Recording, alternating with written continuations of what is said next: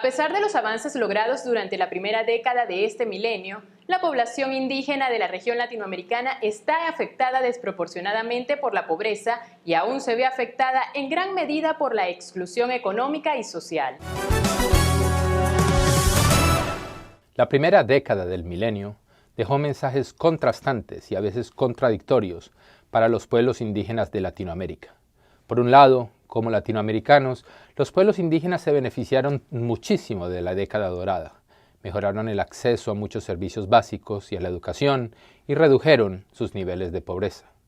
También mejoró su inclusión en los procesos de toma de decisiones. En toda la región se aprobaron marcos legales que protegen sus derechos y gracias a su participación en procesos electorales, hoy ocupan lugares de liderazgo en todos los niveles de gobierno. Latinoamérica, de hecho, se puso a la vanguardia a nivel mundial. 15 de los 22 países que han ratificado el Convenio 169 de la Organización Mundial del Trabajo sobre Pueblos Indígenas y Tribales son latinoamericanos. Sin embargo, los pueblos indígenas no se beneficiaron de la década dorada en la misma medida que el resto de los latinoamericanos. Todavía persisten brechas importantes y barreras que limitan significativamente su inclusión en condiciones de igualdad. En Perú, por ejemplo, el número de hogares indígenas que viven en situación de pobreza se redujo en 45%, pero entre no indígenas la reducción fue del 55%.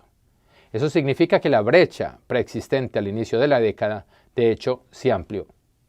Este fenómeno se repite en gran parte de la región con el resultado de que la proporción de hogares indígenas en situaciones de pobreza aún dobla a la de hogares no indígenas.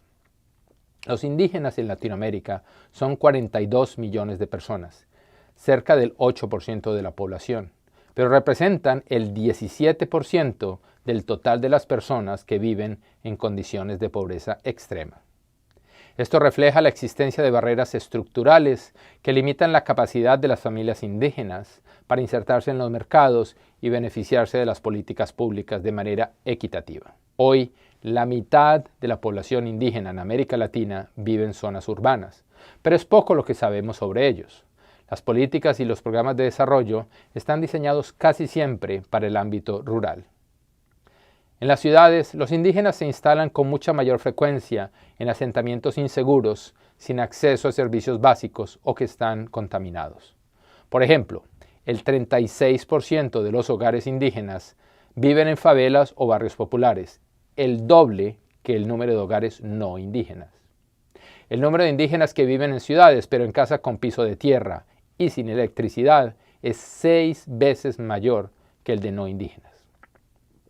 Los pueblos indígenas suelen tener visiones propias de lo que es el desarrollo y por qué es importante. Si van a asumir su papel como actores clave en la agenda del desarrollo, sus voces e ideas deben ser tomadas en cuenta. El reporte de Latinoamérica indígena en el siglo XXI aspira a contribuir a este diálogo con un análisis de sus situaciones, los logros y los desafíos pendientes al final de la primera década del milenio.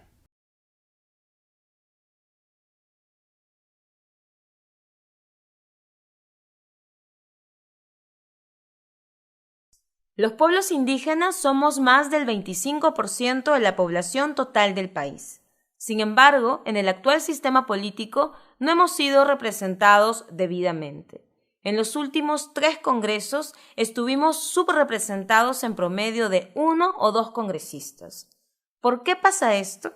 La denominada cuota no ha asegurado la participación de nuestros representantes en el Estado y por lo tanto nos encontramos al margen de las decisiones que rigen el futuro del país.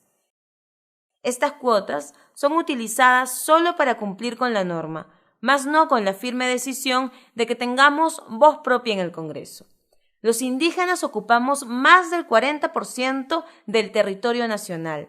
Sin embargo, en la actual reforma política propuesta por el presidente Martín Vizcarra, solo tenemos a un representante en el Congreso.